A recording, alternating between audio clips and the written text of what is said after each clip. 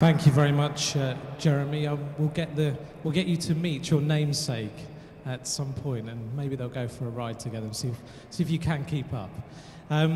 Ladies and gentlemen, watching the faces of the British team as they walked into this track this morning, they were as excited as anybody about getting on this track for the first time.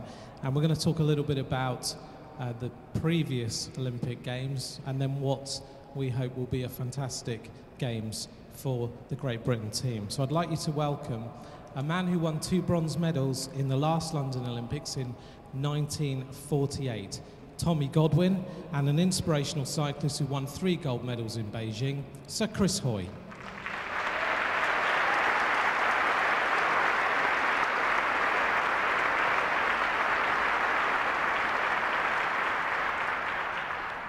It's great to have the two of you standing side by side. And Tommy, I know that you've had your jersey and medals here this morning. Have you got your jersey around? We'll get it. Someone will bring the jersey out. You'll be able to see the old and the new. Now, you won 2 bronze medals in cycling at the 1948 Games in London. What are your memories of racing in front of a home crowd? Unbelievable, and the crowd were fantastic. We've got a nice presentation here of people to look at what's going to happen in the future. But of course, the Olympics in 1948 were so basic, immediately after the war, and it was something quite different. Not so much media interest, obviously, and we were strictly amateurs. If you when we competed, we won prizes like clocks and watches and canteens of cutlery, and now these guys are riding for thousands of pounds every time they cock the leg over with a bike, so completely different. A little bit different. Yeah, things have moved on. I think Chris might be happy that they have. But there were 5 cycling events in 1948, and Britain won medals in all 5 of them. What are your memories of the team, the camp and the atmosphere then? I'm very proud to say that, and when we rode in the finals for the 3rd and 4th place for the team's pursuit, as we crossed the line and we won the event, the report in cycling the following week was there wasn't a dry eye in the house. So all the crowd were emotional, absolutely fancy, and to believe that their team had won bronze medals. Wonderful. These guys win silvers and golds, and so we've got to admire what they do, but then they've got these wonderful facilities and backup.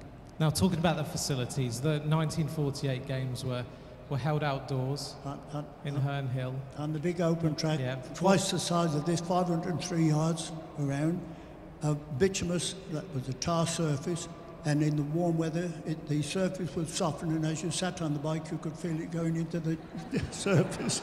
And then you rode against the wind and the rain, and even on a Good Friday meeting, we've actually had snow at the same event. So it's a little bit different to the present day. Slightly different. Yeah, this is a little bit smoother. You don't have to jump over potholes or anything like that, not at all. Chris, today is obviously a very important special occasion. The track's ready. You've actually ridden on it very briefly, had a little look at how smooth the contours of this track are. What's your first impression? Well, I think it's a fantastic facility. In terms of riding, it's very smooth. It feels fast. It's a spectacular venue. You know, you can just get a sense of what it's going to be like on the day when you walk in here, and there's 6,000 screaming fans. Hopefully, a few Union Jacks there too. And it's spectacular from the outside as well. It really is. You know, as you see the artist impression beforehand, they see the drawings, and you think, well, will it really turn out as good as that? And I think it looks even better in the flesh. You know, it really is fantastic. So, you know, again, I would like to say congratulations to everybody that's been involved in producing such an amazing venue, and hopefully myself and my teammates will be able to produce the goods and deliver on the day. Now, there's a lot of pressure on you, isn't there? A lot of pressure on you and the team because of the way that you performed in Beijing, and there's a lot of expectation from the country in terms of what the country hopes the Great Britain cycling team will bring. But how are you and the team going to deal with that sort of pressure over the coming months, the 521 days that we have left? Yeah, thanks for reminding me how much time we've got left. There's always pressure. There's always pressure at Olympic Games. There's no such thing as turning up at an Olympic Games and not feeling pressure.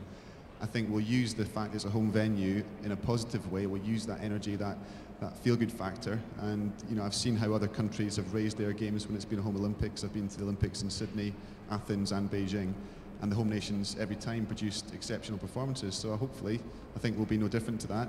And on the day, it's a matter of just shutting out all the distractions and focusing on performance, and that's what we do best. So, you know, we have those 522 days left to train hard, to put a lot of effort in, and I know that the team that comes here on the day will be in its best possible shape and will produce the goods. Well, we're all the countries behind you. You've heard Tommy's memories about racing in front of a home crowd and the medals that the team won. How does that make you feel?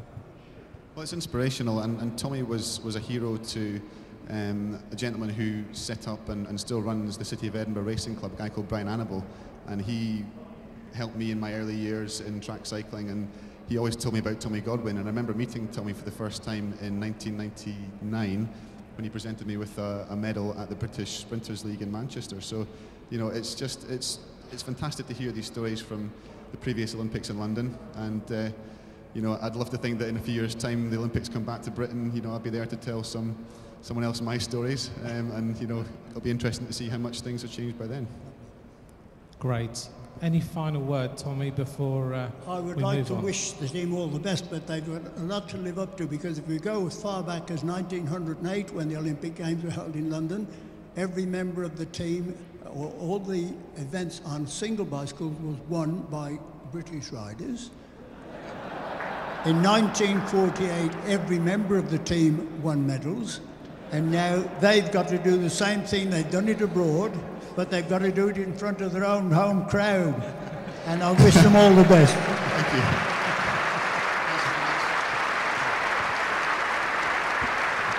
you. Ladies and gentlemen.